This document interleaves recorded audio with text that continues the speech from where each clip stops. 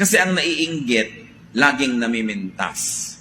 Kung hindi ka naman naiinggit, bakit mo pipintasan yung tao? Di ba? Halimbawa, ang pangit nga ng damit niya, ang pangit ng buhok niya, ang pangit ng bag niya. Pero hindi ka inggit. Di ba dapat ang feel mo pa nga naawa ka?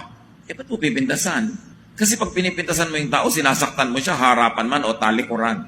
Ibinababa mo siya. Di, madalas talaga ang pamimintas dahil sa inggit. Envy can eat you up. Again, how do you minimize or take envy away?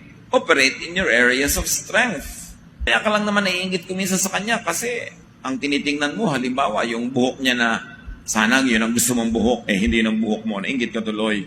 Di tingnan mo naman halimbawa yung bukong-bukong mo. Baka yung bukong-bukong mo ang maganda sa'yo, yun ang tingnan mo.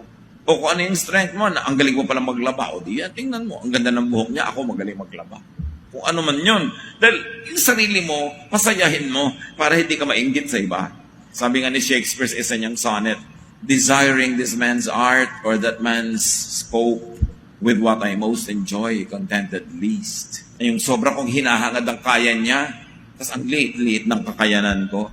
Kasi sinusukat mo ang sarili mo sa strength niya. May iba kang strength. Dapat doon mo sukatin ang iyong sarili para hindi ka mainggit.